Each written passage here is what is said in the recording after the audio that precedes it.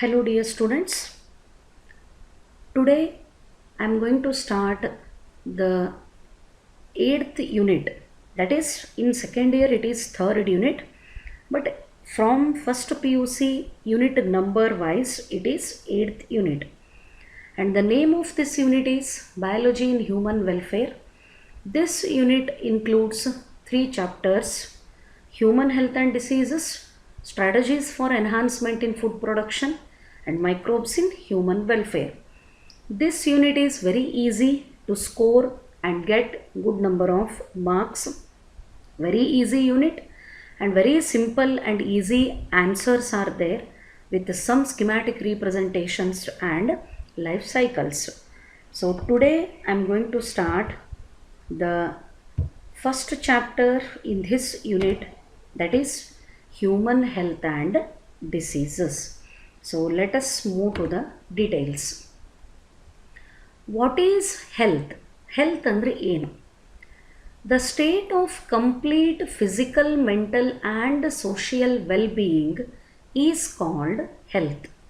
ಒಬ್ಬ ವ್ಯಕ್ತಿ physically fitness ಇರಬೇಕು, ಮೆಂಟಲಿನೂ ಫಿಟ್ ಇರಬೇಕು, ಸೋಷಿಯಲ್ ಬಿಹೇವಿಯರು ಕರೆಕ್ಟಾಗಿದ್ದರೆ ಅಂಥ ಕಂಡೀಷನನ್ನು ಏನಂತ ಕರೀಬಹುದು?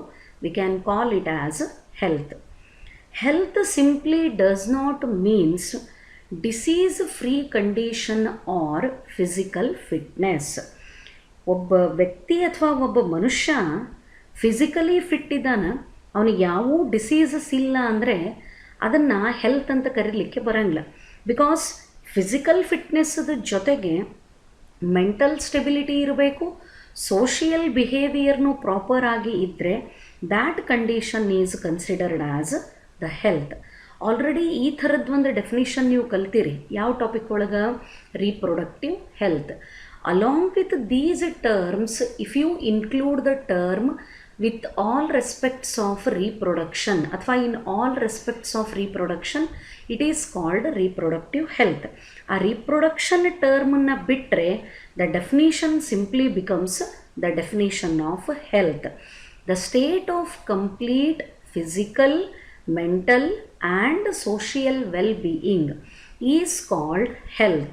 So simply the absence of the disease or physical fitness does not indicate the condition of health. Then question is, which conditions affect the health? Health problems ಯಾಕೆ ಆಗ್ತವೆ? The health is affected by genetic disorders. What are these genetic disorders? These are the defects which are inherited from parents to a child. Genetic disorders, ತಂದೆ ತಾಯಿ ಒಳಗಿರೋ ಅಂಥ ಯಾವುದೋ ಒಂದು disease ಅವ್ರ ಮಕ್ಕಳಿಗೆ ತಾನಾಗಿಯೇ ಇನ್ಹೆರಿಟ್ ಆಗಿಬಿಡ್ತದೆ. Because during the reproduction and during fertilisation the male and female gametes fuse with each other, and these gametes are bringing the characters from their parents. 23 chromosomes of the egg and 23 chromosomes of the sperm, they are bringing the genes from mother and father. A chromosome ಮೇಲಿರೋ ಅಂಥ genes normal ಆಗಿದ್ದರೆ no problem. If they are responsible for one or another kind of genetic disorder and those will be inherited to the children also. ತಂದೆ ತಾಯಿ ಒಳಗಿರೋ ಅಂಥ ಆ ಡಿಸಾರ್ಡರ್ಗಳು ಮಕ್ಕಳಿಗೂ ಇನ್ಹೆರಿಟ್ ಆಗ್ತವೆ. So genetic disorders affect the health. This is one condition. Then another is very common, infection from microbes or other organisms, that is pathogens. In very common condition, ಬಹಳಷ್ಟು common ಆಗಿ health is affected by pathogens. Disease causing organisms are called pathogens. ಆ ಪ್ಯಾಥೋಜನ್ಗಳಿಂದ ಬಹಳಷ್ಟು cases ಒಳಗೆ health affect ಆಗ್ತದೆ. And one more is the worst lifestyle that we are practicing. ನಾವು practice ಮಾಡ್ತಿರೋ ಅಂಥ life style ಕೂಡ ನಮ್ಮ ಹೆಲ್ತನ್ನು ಅಫೆಕ್ಟ್ ಮಾಡ್ತದೆ. It includes the type of the food what we consume, type of the water what we take, and whether we are doing exercise or not and taking rest or not. Nowadays the greediness for the money, ಮನುಷ್ಯ ಎಷ್ಟು greedy ಆಗ್ಯಾನಂತಂದ್ರೆ there is no limit for greediness whatever it is, ಎಲ್ಲ aspect ಒಳಗೆ, not only with respect to the earning.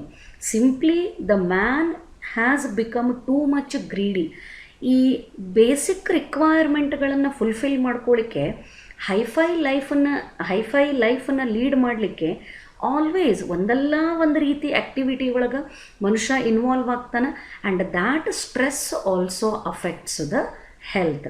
So health is affected by genetic disorders, health is affected by pathogens, and lifestyle also affects the health. Say for example lifestyle ಹೆಂಗಂದ್ರೆ ಸಿಕ್ಕಾಪಟ್ಟೆ ಸ್ಟ್ರೆಸ್ಫುಲ್ಲಾಗಿ work ಮಾಡಿದರೆ ಅಂಥವರಿಗೆ in very young age, ಸಣ್ಣ ವಯಸ್ಸೊಳಗೇ B P start ಆಗ್ತದೆ, diabetes start ಆಗ್ತದೆ, and all these are one by one correlated to other diseases. Stress is the root cause of most of the diseases, and stress is because of the type of the lifestyle what we are leading. So these are the conditions which affect the health. Then coming to next one. Then question is, how good health can be maintained? Is it possible to maintain good health? ಸರಿಯಾದಂಥ ಹೆಲ್ತನ್ನು maintain ಮಾಡಲಿಕ್ಕೆ ಬರ್ತದೇನೋ? Of course it is possible. Then how? ಯಾವ ರೀತಿ good ಹೆಲ್ತನ್ನು maintain ಮಾಡಬಹುದು? By consuming balanced diet. Most probably ನಾವು ಯಾರೂ ಇದನ್ನು ಫಾಲೋ ಮಾಡುವುದಿಲ್ಲ ಅನ್ನೋದು ನನ್ನ ಒಪಿನಿಯನ್. ಮಾಡ್ತಿರಬಹುದು, ಇಲ್ಲಂತ ಹೇಳಿಕತ್ತಿಲ್ಲ, ಬಟ್ ಬ್ಯಾಲೆನ್ಸ್ಡ್ ಡಯೆಟ್. ಸಿ, ನೀವು ಯಾವುದರೆ ಗೌರ್ಮೆಂಟ್ ಸ್ಕೂಲದ್ದು ಗೋಡೆಗಳನ್ನು ನೋಡಿದರೆ ಅಲ್ಲಿ ಒಂದು ಪರಿಪೂರ್ಣ ಆಹಾರ ಅಂತ ಚಿತ್ರ ತೆಗೆದಿರ್ತಾರೆ. ಒಂದು ಫುಲ್ ಮೀಲ್ಸ್ ಇರೋ ಅಂಥ ತಾಟ್ ಇರ್ತದೆ ಅಥವಾ ಪ್ಲೇಟ್ ಇರ್ತದೆ. ಅದರೊಳಗೆ ಒಂದೆರಡು ಚಪಾತಿನೋ ರೊಟ್ಟಿನೋ, ಸ್ವಲ್ಪ rice, vegetables, fruits, 1 glass of milk and some fish, ಎಗ್ಗನ್ನು ತೋರಿಸಿರ್ತಾರೆ. ಅಂದ್ರೆ ರೆಗ್ಯುಲರ್ ನಾವು ಕನ್ಸ್ಯೂಮ್ ಮಾಡೋ ಫುಡ್ ಒಳಗೆ carbohydrate, protein, lipid. Of course lipid quantity should be very less. ಕಡಿಮೆ ಪ್ರಮಾಣದ ಲಿಪಿಡ್ ಇರಬೇಕು, ಜಾಸ್ತಿ ಪ್ರಮಾಣದ ಪ್ರೋಟೀನ್ ಇರಬೇಕು. ಇಂಥದನ್ನು ತಿಂದರೆ ಅದನ್ನು ಬ್ಯಾಲೆನ್ಸ್ಡ್ ಡಯಟ್ ಅಂತ ಕರೀತಾರೆ. But in our own way, ನಮ್ಮ ಪ್ರಕಾರ ಬ್ಯಾಲೆನ್ಸ್ಡ್ ಡಯಟ್ ಅಂದ್ರೆ ಹಂಗಲ್ಲ. Which we feel very tasty. ನಮಗೆ ಯಾವುದು ಭಾಳ ಟೇಸ್ಟ್ಫುಲ್ ಅನ್ನಿಸ್ತದೆ ಅದನ್ನೇ ತಿನ್ಕೋತ ಹೋಗ್ಬಿಡ್ತೀವಿ. That is why our lifestyle is affecting the health. Consumption of balanced diet, it helps in the maintenance of good health. Second one is also very important, personal hygiene. ಸ್ವಚ್ಛತೆಯನ್ನು ಕಾಪಾಡ್ಕೊಂಡು ಹೋಗಬೇಕು. C, ಈಗ corona ಬಂದದಂತ ಹೇಳಿ every day we are regularly using sanitiser, repeatedly washing the hand. Not because of corona ಅದಂತ ಮಾಡ್ಕೋಬೇಕಂತಲ್ಲ. ಪ್ರತಿ ದಿವಸ ನಮ್ಮ ಸ್ವಂತ ಸ್ವಚ್ಛತೆಯನ್ನು ನಾವು ಕಾಪಾಡ್ಕೋಬೇಕು.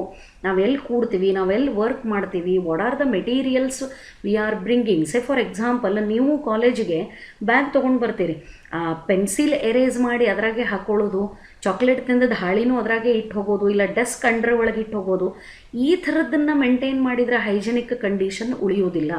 Personal hygiene, maintenance of the cleanliness, ಸ್ವಚ್ಛತೆಯನ್ನು ಕಾಪಾಡ್ಕೋಬೇಕು. This one is also very important. Regular exercise, at least twice in a week 30 minutes of exercise helps to maintain the good health. ಎಕ್ಸರ್ಸೈಸನ್ನು ಕಂಪಲ್ಸರಿಯಾಗಿ ಮಾಡಬೇಕು. ಬೆಳಗ್ಗೆ 8 ಗಂಟೆಗೆ ಎದ್ದು 8:15 ನಾವು ವರ್ಕಿಗೆ ಹೋಗೋದಲ್ಲ. ಅರ್ಲಿ ಮಾರ್ನಿಂಗ್ ಎದ್ದು minimum exercises, warmup exercises, at least 20 minutes of walking, that also helps to maintain the good health. This one is also very important. Awareness about the disease and their effects. ಯಾವ ರೋಗ ಹೆಂಗೆ ಬರ್ತದೆ ಅದ್ರ ಬಗ್ಗೆ ಸ್ವಲ್ಪ ನಮಗೆ knowledge ಇರಬೇಕು. ಆ್ಯಂಡ್ ಅದರ ಇಫೆಕ್ಟ್ಸ್ ಏನಾಗ್ತಾವ, ಅದರಿಂದ ಯಾವ ರೀತಿ ಇಫೆಕ್ಟ್ಗಳು ಪ್ರೊಡ್ಯೂಸ್ ಆಗ್ತಾವ ಅದ್ರ ಬಗ್ಗೆ ನಾಲೇಜ್ ಇರಬೇಕು. Immunisation against the infectious diseases. Some of the diseases can be prevented by taking vaccine. Say for example hepatitis B. Hepatitis B ಬಂದ ಮೇಲೆ ಟ್ರೀಟ್ಮೆಂಟ್ ತೊಗೊಳ್ಳೋದಲ್ಲ, ಹಿಪ್ಯಾಟಿಟಿಸ್ ಬಿ ಬರೋಕ್ಕಿಂತ ಮುಂಚೆನೇ ಅದನ್ನು ಬರಲಾರ್ದಂಗೆ ಮಾಡಲಿಕ್ಕೆ ನಾವು ವ್ಯಾಕ್ಸಿನನ್ನು ತೊಗೋಬಹುದು. And even polio, why we are all safe, ನಾವೆಲ್ಲ ಯಾಕೆ ಸೇಫ್ ಇದ್ದೀವಿ, ನಮ್ಮ ಪೇರೆಂಟ್ಸು ರೈಟ್ ಟೈಮ್ ಒಳಗೆ ನಮಗೆ ಪೋಲಿಯೋ ವ್ಯಾಕ್ಸಿನೇಷನನ್ನು ಮಾಡಿಸ್ಯಾರ. That is why we are normal, we are not physically handicapped. ಯಾವ ಡಿಸೀಸಿಗೆ ಮುಂಚೆನೇ ವ್ಯಾಕ್ಸಿನನ್ನು ತಗೊಂಡ್ರೆ ಅದು ಡೆವಲಪ್ ಆಗೋದನ್ನು ಅಥವಾ ಅದು ಬರೋದನ್ನು ತಡಿಲಿಕ್ಕೆ ಆಗ್ತದೆ, ಅಂಥ ವ್ಯಾಕ್ಸಿನನ್ನು ತಗೊಂಡ್ರೆ it maintains the immunity and it helps in immunisation. ರೋಗ ನಿರೋಧಕ ಸಾಮರ್ಥ್ಯ, ರೆಸಿಸ್ಟೆನ್ಸ್ ಪವರನ್ನು ಅದು ಮೇಂಟೈನ್ ಮಾಡಲಿಕ್ಕೆ ಹೆಲ್ಪ್ ಮಾಡ್ತದೆ. This is also very important. Proper disposal of wastes. ಮನೆಯಿಂದ ಬರೋವಂಥ ಕಸ ಆಗಲಿ, ಸೋಷಿಯಲ್ ಸೆಕ್ಟರ್ಗಳಿಂದ ಬರೋವಂಥ ಕಸ ಆಗಲಿ ಪ್ರಾಪರಾಗಿ ಡಿಸ್ಪೋಸ್ ಮಾಡೇಬೇಕು. ಈ ಮುನ್ಸಿಪಾಲಿಟಿಯವರು, ಗೌರ್ಮೆಂಟ್ನವರು, ಸೆಂಟ್ರಲ್ ಗೌರ್ಮೆಂಟ್, PM, ಪ್ರಧಾನಮಂತ್ರಿಯವರು ಪ್ರತಿಯೊಬ್ಬರು ಹೇಳ್ತಾರೆ that dry and wet waste should be separated. Biodegradable, bio non degradable, ಯಾವುದು ಡಿಕಂಪೋಸ್ ಆಗ್ತದೆ, ಕೊಳಿತದೆ, ಅದನ್ನು ಕೊಳೆಯದೇ ಇರೋವಂಥ ಕಸದಿಂದ ಸಪರೇಟ್ ಮಾಡಿರಿ. But nobody is thinking about all these things. ನಾವು ಎಷ್ಟು ವೇಸ್ಟನ್ನು ಪ್ರಾಪರಾಗಿ ಡಿಸ್ಪೋಸ್ ಮಾಡ್ತೀವಿ ಅಷ್ಟು unwanted vectors, control of vectors. What are these vectors? Say mosquito, I call the mosquito as vector. ನಾನು ಸೊಳ್ಳೆಗೆ ವೆಕ್ಟರ್ ಅಂತ ಕರಿತೀನಿ. ಏನು ಮಾಡ್ತದ? It transmits the disease from infected person to healthy person.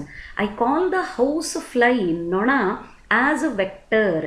ನೊಣಾನು ಏನು ಮಾಡ್ತದ? House fly, it is also involved in the transmission of disease. Any organism, if it transmits the disease from infected person to healthy person, we can call them as vectors. ಈ ಎಲ್ಲಿ waste collect ಆಗ್ತದೆ ಅಲ್ಲೇ ಪಿಗ್ಸ್ಗಳ ಸಂಖ್ಯೆ ಜಾಸ್ತಿ ಆಗ್ತದೆ. Piggeries, accumulation of pigs in large number is nothing but piggery. ನಾವು ಆ ವೇಸ್ಟನ್ನೇ accumulate ಆಗಲಿಕ್ಕೆ ಬಿಡಲಿಲ್ಲ ಅಂದರೆ ಅಲ್ಲೇ ಪಿಗ್ಸ್ಗಳ ಸಂಖ್ಯೆ ಕಡಿಮೆ ಆಗ್ತದೆ. ಈ ಪಿಗ್ಸು ಇಲ್ಲ, ಅಲ್ಲೇ ಕಸ ಕಲೆಕ್ಟ್ ಆಗಲಿಲ್ಲ ಅಂದ್ರೆ ಅಲ್ಲೇ ಸೊಳ್ಳೆಗಳು ಜಾಸ್ತಿ ಆಗಂಗಿಲ್ಲ. ದೆನ್ ಹೌಸ್ ಫ್ಲೈಸ್ಗಳ ಸಂಖ್ಯೆ ಕಡಿಮೆ ಆಗ್ತದೆ. ಇವು ಯಾವೂ ನಮ್ಮನ್ನು ಮೇಲೆ ಬಂದು ಕಚ್ಚಲಿಲ್ಲ ಅಂತಂದರೆ, ಮೀನ್ಸ್ ಮಾಸ್ಕಿಟೋ ಬೈಟ್ ಜಾಸ್ತಿ ಆಗಲಿಲ್ಲ ಅಂತಂದ್ರೆ ಯಾವುದೂ ಡಿಸೀಸ್ ಬರೋವಂಥ ಚಾನ್ಸ್ ಏನಾಗ್ತದಲ್ಲೇ ಕಡಿಮೆ ಆಗ್ತದೆ. ಹಾಗಾಗಿ ಪ್ರಾಪರ್ ಡಿಸ್ಪೋಸಲ್ ಆಫ್ ವೇಸ್ಟನ್ನು ನಾವು ಇಫ್ ವಿ ಪ್ರಾಕ್ಟೀಸ್, ಅದನ್ನು ಕರೆಕ್ಟಾಗಿ ಮೇಂಟೈನ್ ಮಾಡಿದರೆ ಈ ವೆಕ್ಟರ್ಗಳ ಮಲ್ಟಿಪ್ಲಿಕೇಶನ್ ಆಗೋದನ್ನು ನಾವು ತಡಿಬಹುದು. ಈಗ ಎಲ್ಲಿ ಬಂತಲ್ಲಿ ಈ ಟೆಂಡರ್ ಕೊಕೊನಟ್, ಎಳ್ನೀರನ್ನು ಯೂಸ್ ಮಾಡಿಕೊಂಡು ಕಾಯಿನ ಎಸಿತಾರೆ, ಅಂಥ ಕಡೆಗೆ ಫ್ರೆಶ್ ವಾಟರ್, ಮಳೆ ನೀರು ಕಲೆಕ್ಟ್ ಆದರೆ that also helps in the multiplication, reproduction of the mosquito. Again they will transmit the disease from infected person to healthy person. That is why to maintain the good health along with other factors, it is very essential to dispose the wastes in a proper way so that it can be it leads to the controlling of vectors. Then last point for this one, maintenance of hygienic food and water. Properly cooked food and properly filtered water. Food prepare ಮಾಡಿದ ಮೇಲೆ ಅದನ್ನು close ಮಾಡಬೇಕು. ಎಲ್ಲಿ ಬಂತಲ್ಲಿ road side ಇರೋ ಫುಡ್ಡನ್ನು, open ಆಗಿಟ್ಟಿರೋ ಫುಡ್ಡನ್ನು consume ಮಾಡಬಾರ್ದು. By maintaining these factors, yes it is possible to maintain the good health. ಇವೆಲ್ಲ ಫ್ಯಾಕ್ಟರ್ಗಳನ್ನು ನಾವೇನಾರೇ ಪ್ರಾಕ್ಟೀಸ್ ಮಾಡಿಕೊಂಡ್ರೆ ತಕ್ಕ ಮಟ್ಟಿಗೆ ಗುಡ್ ಹೆಲ್ತನ್ನು ಮೇಂಟೈನ್ ಮಾಡಲಿಕ್ಕೆ it is possible. So these are the factors to maintain the good health, or with the help of these factors the good health can be maintained. Then coming to the next one, health ಅಂದರೆ ಏನು ಅಂತ ಗೊತ್ತಾಯಿತು. Physical condition ಇರಬೇಕು normal ಆಗಿ, then social, mental, ಇದೆಲ್ಲ conditions ಒಳಗೂ well being ಇದ್ದರೆ ಅದನ್ನು ಹೆಲ್ತ್ ಅಂತ ಕರಿತೀವಿ. ಎಲ್ಲ ಗುಡ್ ಪಾಯಿಂಟ್ಸನ್ನು ನಾವು ಮೇಂಟೈನ್ ಮಾಡ್ತೀವಿ, ಬ್ಯಾಲೆನ್ಸ್ಡ್ ಡಯಟ್ ಇರ್ತದೆ, ಎಕ್ಸರ್ಸೈಸ್ ಮಾಡ್ತೀವಿ, ಎಲ್ಲ ಮಾಡ್ತೀವಿ. But sometimes the health is affected. ಯಾವುದೋ ಒಂದು ರೀತಿ ಹೆಲ್ತ್ ನಮಗೆ ಅಫೆಕ್ಟ್ ಆಗೇ ಆಗ್ತದೆ, ಕೆಲವೊಂದು ಡಿಸೀಸ್ಗಳು ಬಂದೇ ಬರ್ತಾವೆ. ದೆನ್ ಕ್ವಶನ್ ಈಸ್, ಡಿಸೀಸ್ ಬಂದದ ಅಂತ ಹೆಂಗೆ ಗುರ್ತು ಹಿಡಿಬೇಕು? How it is possible to identify that the person is suffering from disease? Disease ಅಂದರೆ ಏನು? Disease is a state when functioning of one or more organs or systems of the body is adversely affected, characterized by various signs and symptoms. This is the definition of disease. ಏನು ಹೇಳ್ತದೆ? Say for example, let us take the common cold, ಶೀತ, ನೆಗಡಿ. ಒಬ್ಬ ಪರ್ಸನ್ನಿಗೆ common cold ಬಂದರೆ ಅವ ಏನು ಮಾಡ್ಲಿಕ್ಕೆ start ಮಾಡ್ತಾನೆ? ಸ್ನೀಸಿಂಗ್, ಸೀನ್ಲಿಕ್ಕೆ ಸ್ಟಾರ್ಟ್ ಮಾಡ್ತಾನೆ. ಥ್ರೋಟ್ ಇರಿಟೇಷನ್, ಗಂಟಲು ಕೆರೆತ ಇದ್ದರೆ ಕಫ್, ಕೆಮ್ಮಲಿಕ್ಕೆ ಸ್ಟಾರ್ಟ್ ಮಾಡ್ತಾನೆ. ಅಂದ್ರೆ ಸ್ನೀಸಿಂಗ್ ಆ್ಯಂಡ್ ಕಫಿಂಗ್ ಏನದು? These are the signs and symptoms, ರೋಗದ ಲಕ್ಷಣಗಳು. ಯಾಕೆ ಪ್ರೊಡ್ಯೂಸ್ ಆಗ್ಯಾವ? Because of adverse effect. ಎಲ್ಲಾಗ್ಯದ? In one organ or in any system of the body. ಬಾಡಿದು ಯಾವುದೋ ಒಂದು ಆರ್ಗನ್ನು ಅಥವಾ ಯಾವುದೋ ಒಂದು ಸಿಸ್ಟಮ್ಮಿಗೆ ಅಡ್ವರ್ಸ್ಲಿ ಅಫೆಕ್ಟ್ ಆದಾಗ ಅದು ನಾರ್ಮಲ್ ಫಂಕ್ಷನನ್ನು ಬಿಟ್ಟು ಅಡ್ವರ್ಸ್ ಆಗಿ ಫಂಕ್ಷನ್ ಅಂದರೆ ಅಪೋಸಿಟ್ ಕಂಡೀಷನ್ ಒಳಗೆ ಫಂಕ್ಷನ್ ಮಾಡಲಿಕ್ಕೆ ಸ್ಟಾರ್ಟ್ ಮಾಡ್ತದೆ. When the organs of the body and systems of the body start adverse functioning, they will produce some signs and symptoms. ಈ ರೋಗದ ಲಕ್ಷಣಗಳು ಕಂಡು ಬಂದರೆ ನಾರ್ಮಲ್ ಇರೋವಂಥ ಮನುಷ್ಯನಿಗೆ ಮೊದಲು ಇರದೇ ಇರುವಂಥ ಲಕ್ಷಣಗಳ ಬಿಟ್ಟು ಅಡ್ವರ್ಸ್ ಕ್ಯಾರೆಕ್ಟರ್ಸ್ ಏನಾರೇ ಕಾಣಿಸಿದರೆ it is the indication of disease. Say for example, if the person is not suffering with common cold, ಅವನು ಸುಮ್ಮನೆ ಕಂಟಿನ್ಯೂಸ್ ಆಗಿ ಸೀನಲ್ಲ, ಕೆಮ್ಮಂಗಿಲ್ಲ. ಅದೇ ವ್ಯಕ್ತಿಗೆ ಬಾಡಿ ಒಳಗೆ ಏನಾರೇ ಪ್ರಾಬ್ಲಮ್ ಆದರೆ, ರೆಸ್ಪಿರೇಟರಿ ಸಿಸ್ಟಮ್ ಒಳಗೆ ಏನಾರೇ ಪ್ರಾಬ್ಲಮ್ ಆದರೆ ಆ ಮನುಷ್ಯ ಏನು ಮಾಡ್ತಾನೆ? He starts sneezing and coughing. ಅಂದರೆ ಸೀನೋದು, ಕೆಮ್ಮೋದು ಏನಾಯ್ತು? ಇವು ಅಡ್ವರ್ಸ್ ಕ್ಯಾರೆಕ್ಟರ್ಸ್. ಯಾಕೆ ಈ ಕ್ಯಾರೆಕ್ಟರ್ ಡೆವಲಪ್ ಆಗ್ಲಿಕ್ಕತ್ತಾವ? Because body organs are affected. Affect ಆಗ್ಯದ ಅಂತ ನಮ್ಗೆ ಹೆಂಗೆ ಗೊತ್ತಾಗ್ಲಿಕ್ಕತ್ತದ? Due to the symptoms like sneezing and coughing. ಯಾವಾಗ ನಾರ್ಮಲ್ ಕ್ಯಾರೆಕ್ಟರ್ಸ್ ಬಿಟ್ಟು ಅಡಿಷ್ನಲ್ ಕ್ಯಾರೆಕ್ಟರ್ಸ್ ಡೆವಲಪ್ ಆಗ್ತಾವ, all those are the indications of the adverse functioning of the body organs. Body ಆರ್ಗನ್ಗಳು adverse function ಮಾಡಲಿಕ್ಕತ್ತರೆ ಅರ್ಥ the health is affected by diseases. That is why the disease is called a state when functioning of one or more organs or the systems of the body is adversely affected, characterized by various signs and symptoms. This is the definition of disease. Diseases can be broadly divided into two categories depending on modes of transmission. How these diseases are transmitted? ಒಬ್ಬರಿಂದ ಒಬ್ಬರಿಗೆ ಈ ಡಿಸೀಸ್ಗಳು ಯಾವ ರೀತಿ transmit ಆಗ್ಲಿಕ್ಕತ್ತಾವ? Depending on that the diseases are classified into two types. The first one is infectious disease and second one is non infectious diseases. So how many types are there in the diseases? Depending on modes of transmission. ಒಬ್ಬರಿಂದ ಒಬ್ಬರಿಗೆ transmit ಆಗೋದ್ರ base ಮೇಲೆ ಡಿಸೀಸ್ಗಳನ್ನು ಎರಡು type ಒಳಗೆ classify ಮಾಡ್ಯಾರ. What are ದೋಸ್?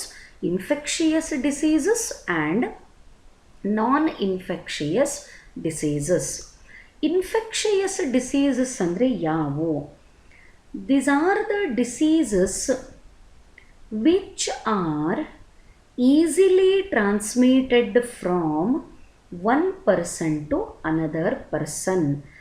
ಯಾವ disease infected person ಅಂದರೆ already ಒಬ್ನಿಗೆ ಆ ಡಿಸೀಸ್ ಬಂದಿರ್ತದೆ, ಡಿಸೀಸ್ ಬಂದವರಿಂದ ಮತ್ತೊಬ್ಬರಿಗೆ ಟ್ರಾನ್ಸ್ಮಿಟ್ ಆದರೆ from one person to another person, such diseases are called infectious diseases.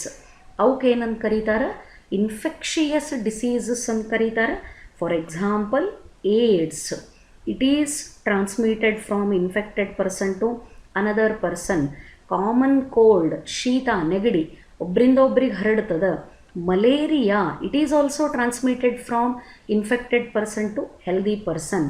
Then tuberculosis, TB, it is also transmitted from one person to another person. Very simple definition to remember. The diseases which are easily transmitted from one person to another person are called infectious diseases. Then non-infectious, ಇದಕ್ಕೆ opposite ಆಗಿ diseases which are or which cannot be transmitted, which cannot get transmitted from one person to another. ಯಾವ disease ಒಬ್ಬರಿಂದ ಒಬ್ಬರಿಗೆ transmit ಆಗಂಗಿಲ್ಲ. The disease which cannot get transmitted from one person to another. ಒಬ್ಬರಿಂದ ಒಬ್ಬರಿಗೆ ಯಾವ disease transmit ಆಗೋದಿಲ್ಲ ಅವಕ್ಕೇನಂತ ಕರೀತಾರೆ? Non infectious diseases. Say for example cancer, ಯಾರಿಗೆ ಬಂದಿರ್ತದೆ ಅವ್ರಿಗೆ ಮಾತ್ರ ಉಳ್ಕೋತದೆ, ಒಬ್ಬರಿಂದ ಒಬ್ಬರಿಗೆ ಟ್ರಾನ್ಸ್ಮಿಟ್ ಆಗಲ್ಲ. Hypertension, that is BP, blood pressure, ಯಾರಿಗೆ ಬರ್ತದೆ ಅವ್ರಿಗೆ ಮಾತ್ರ ಉಳ್ಕೋತದೆ. Diabetes is also not transmitted from one person to another person. So these R the two types of diseases classified on the basis of their modes of transmission. Infectious and non-infectious diseases which are easily transmitted from one person to another, they are called infectious diseases. Diseases which cannot get transmitted from one person to another are called non-infectious diseases. And ಇವುಗಳಿಗೆ ಎರಡೆರಡು example ನೆನಪಿಟ್ಟುಕೊಂಡ್ರೆ that carries the 2 marks. Write the differences between infectious disease and non-infectious diseases. So these are the things in the introductory part of human health and diseases.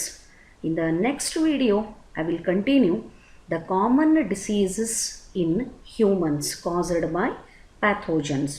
ಬಹಳಷ್ಟು common ಆಗಿ ಮನುಷ್ಯನಿಗೆ ಬರುವಂಥ diseases ಯಾವುವು, ಅದರದ್ದು castle organism ಏನದ, ಯಾವ organ affect ಆಗಿರ್ತದೆ, and what are the symptoms. That part I am going to continue in the next video. Hope this explanation is clear for you, and don't forget to write the notes.